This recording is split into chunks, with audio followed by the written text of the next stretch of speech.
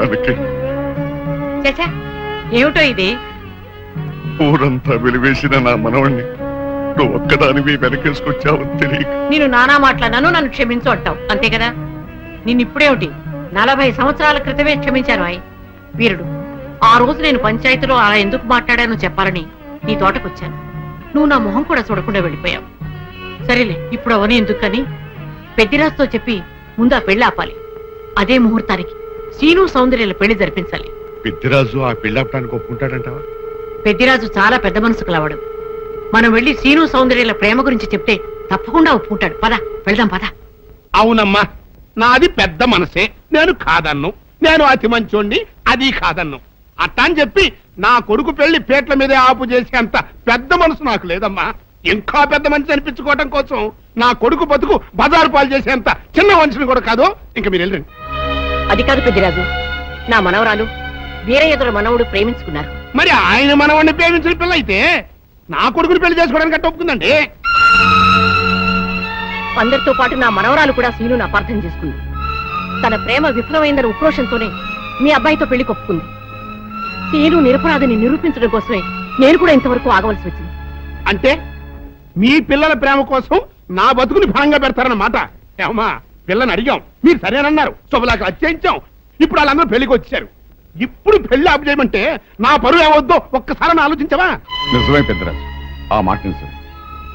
కానీ ఈ పెళ్లి జరగకపోతే ఆ పసిపిల్లలిద్దరూ బతకరు.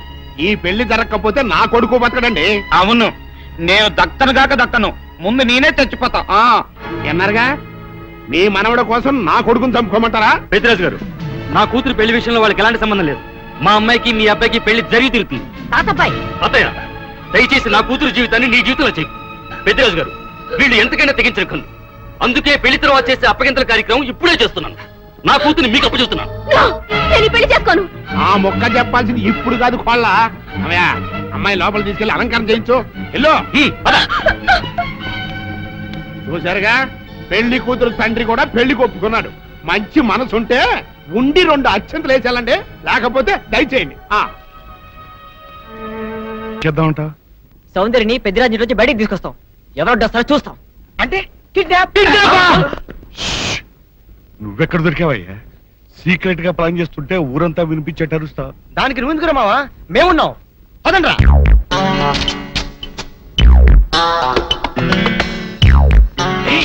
నువ్వు రావద్దు, నువ్వు ఇక్కడే ఉండు.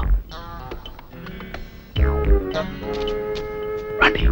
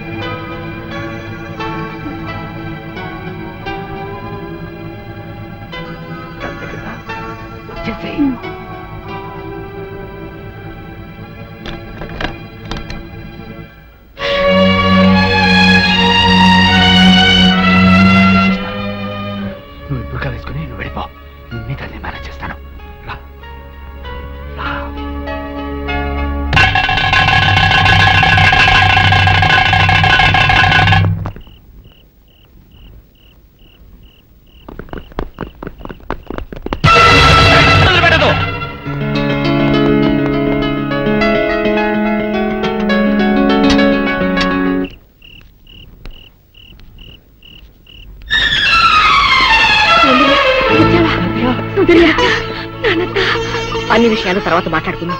మీకు అరగంటలో రైలు ఉంది. ఇద్దరు తిరుపతి కొండ మీదకి వెళ్ళి పెళ్లి చేసుకోండి.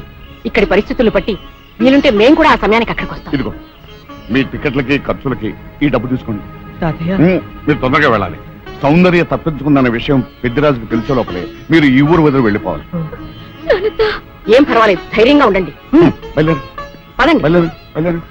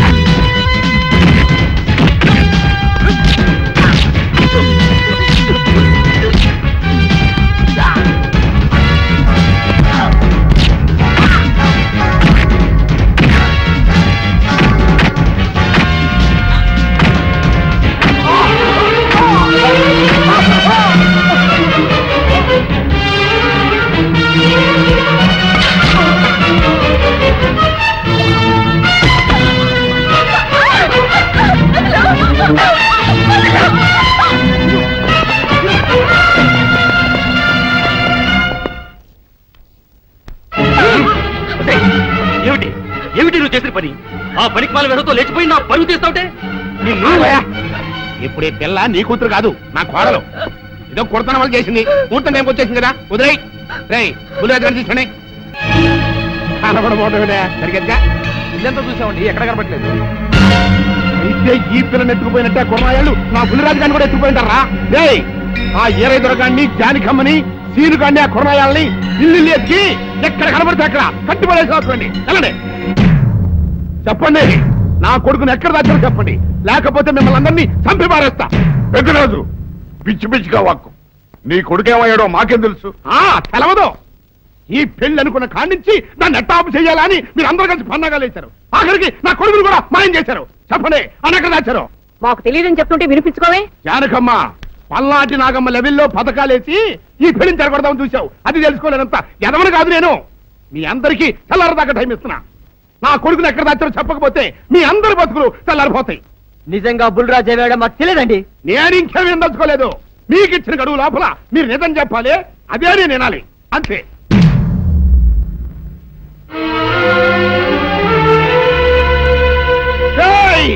గడువు దాటిపోయిందిరా, మిమ్మల్ని అందరినీ చంపేస్తా. నిజం చెప్పండి. బాబు గారు బుల్రాజు గారిని ఎవరో చంపేసి చెరువులో పడేసారండి.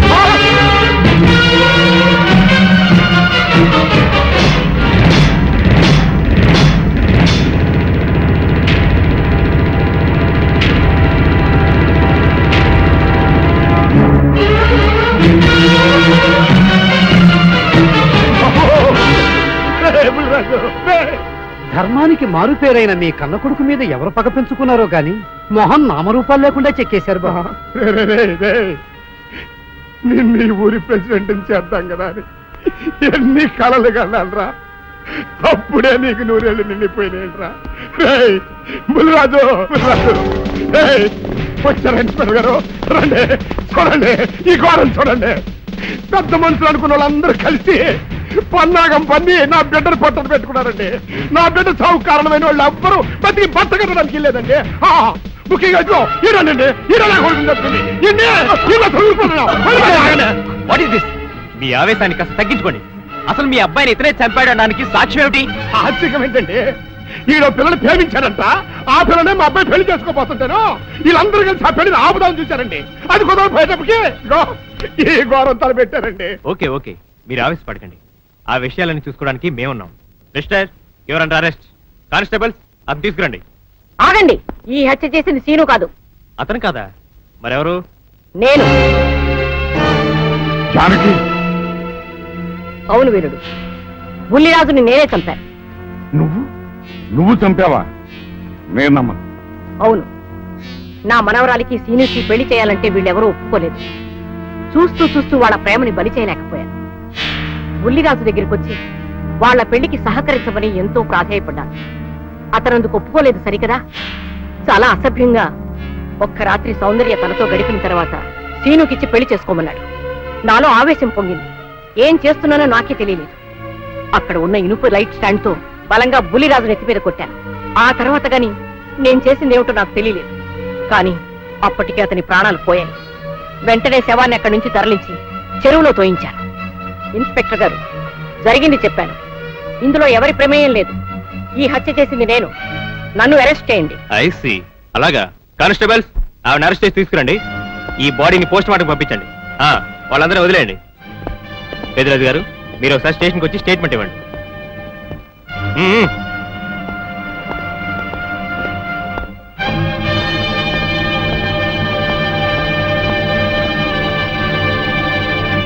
చెప్పు జానకి, ఏం చేయాలో చెప్పు. నా మెళ్ళో ఉరితాడు పడేలోగా నా మనవరాలి మెళ్ళో నీ మనవడు పసుపుతాడు కట్టాలి. అలాంటి మాట్లాడక జానకి, నేను భరించలేను. నీకేమీ కాదు, పట్నం వెళ్ళి మంచి లాయర్ని మాట్లాడతాను. ఎలాగైనా సరే నిన్ను బయటికి తీసుకొస్తాను. నువ్వు నన్ను కాపాడే ప్రయత్నం చేస్తే నీ మనవడు ఉరికంబం ఎక్కుతాడు. ఏమిటో అనేది? ఈ హత్య నేను చేయలేదు. ఆ? మరి సౌందర్యని పెళ్లి చేసుకుంటే నిన్ను చంపేస్తానని బుల్లిరాజుని గుడిలో బెదిరించాడు కూడా సీను. ఈ పరిస్థితిలో సీనుని అరెస్ట్ చేస్తే సాక్ష్యాలన్నీ అతన్నే హంతకుడిగా నిరూపిస్తాయి. సీనుకి శిక్ష పడితే నా మనవరాలి గుండె పగిలిపోతుంది. అందుకే ఆ జంట దూరం కాకూడదని ఈ హత్య నేనే చేశానని నేరం నా మీద వేసుకున్నాను. జానకి, నా మనమల్ని బతికించడం కోసం నువ్వు ఉరికమ్మ ఎక్కుతావా? లేదు వీరు, నీ మనవని బ్రతికించడం కోసమే కాదు, ప్రేమని బ్రతికించడం కోసం, ప్రేమికుల్ని కలపడం కోసం. జానకి, మనుషులు శాశ్వతం కాదు వీరు, ప్రేమ ఒక్కటే శాశ్వతం. మన ప్రాణాలిచ్చైనా ప్రేమని బ్రతికించాలి, వాడిని దంపతులు చెయ్యాలి. అది నా కోరిక. చేస్తావు కదూ?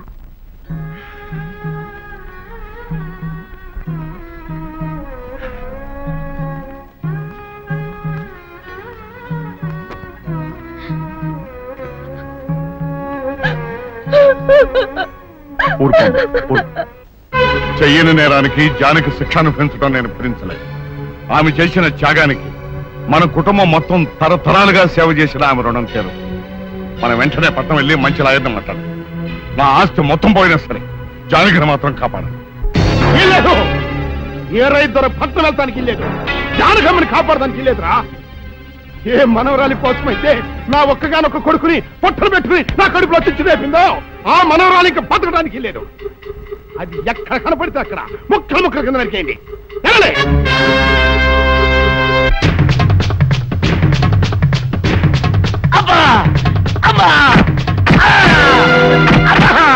అభం శుభం తెలియని నా చెల్లిని పెళ్లి చేసుకుంటాను నమ్మించి మోసం చేస్తావా? ఒరేయ్, నువ్వు వేరే పెళ్లి చేసుకుంటావు తెలిసి కూడా నీకు ఏ అపకారం తలపెట్టకుండా తను ఆత్మహత్య చేసుకోబోయిందిరా నా చెల్లెలు. అలాంటి మంచి పిల్లకి ద్రోహం చేయడానికి మనసులో వచ్చిందిరా.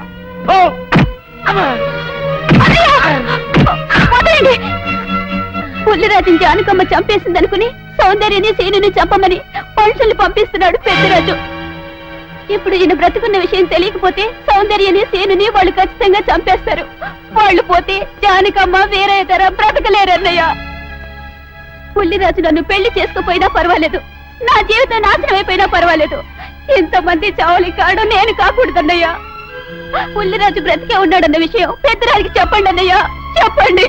వినరా విను, ఇంత జరిగినా అది ఇంకా నీ మంచిగా కోరుకుంటోంది. ఇప్పటికైనా కళ్ళు తెరువు. రేయ్, ఈ నీడ్ బాబు కప్ చెప్పండి రా. ప్రెసిడెంట్ గారి మనుషులు సౌందర్యం తీసుకుపోతున్నారు. మన సీని గారి స్నేహితులు వాళ్ళతో కలబడ్డారు. రండి రండి.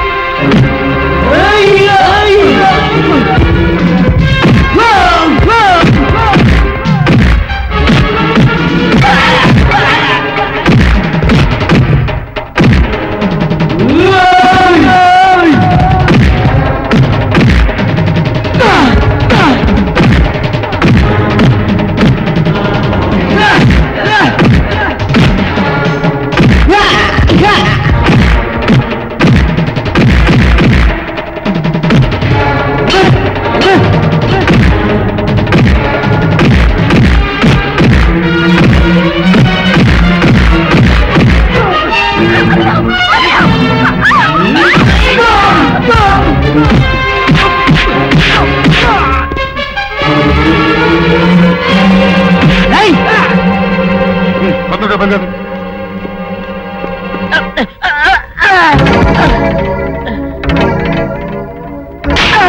ముద్రష్టం నా కొడక, నా కడుపులో చెరబుట్టే కదంట్రా.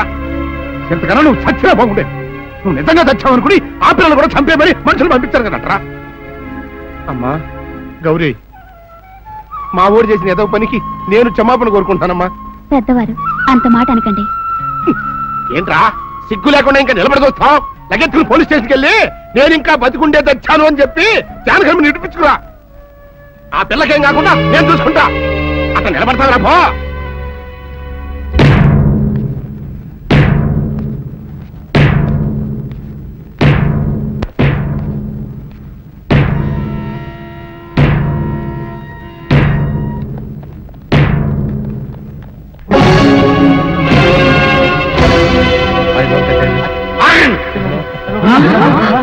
అడుగు ముందుకు వేశారు, తలకాయలు పుచ్చకాయలా ఎగిరిపోతాయి.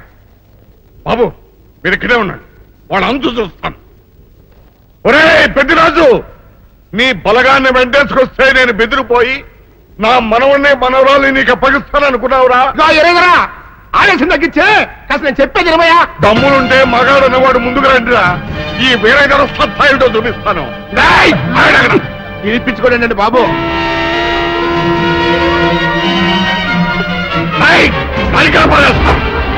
తలకాయలు ఎగిరిపోతాయి.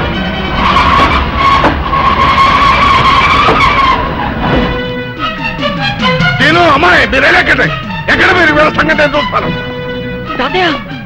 ఎక్కడే పెద్దరాజు ఎగిరిపోతుంది. ఎక్కడెక్కడ వస్తున్నారు?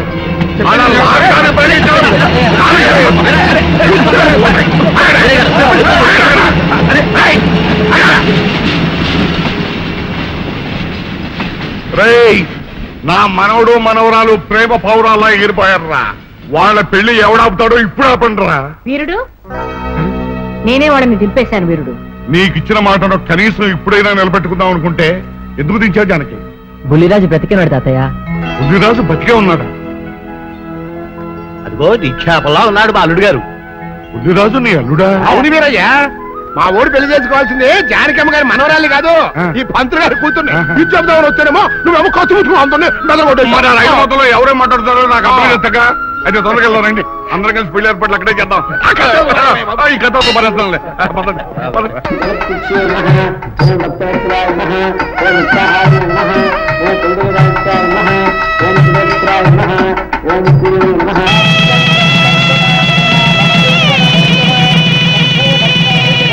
అంతా బాగానే ఉంది కానీ అత్తయ్య, నాకు అంతు పట్టని విషయం ఒకటే. ఇంతకీ నువ్వు చంపింది ఎవరిని? మీ అత్తయ్య ఎవరిని చంపలేదు, అంతా ఉత్తుదే. మరి ఆ చెరువులో దొరికిన శవం? నేను చెప్తాను. కొత్తపల్లి నుంచి ఇప్పుడే మాకు రిపోర్ట్ అందింది. ఆ శవం ఆ ఊరు వాడిదేనట. పెళ్లి కొడుకు తరపు వాళ్ళకి పెళ్లి కూతురు తరపు వాళ్ళకి జరిగిన ఘర్షణలో అతను చంపేసి ఆ శవాన్ని మీ ఊరి చెరువులో పారేశారట. అది విషయం. అట్టగా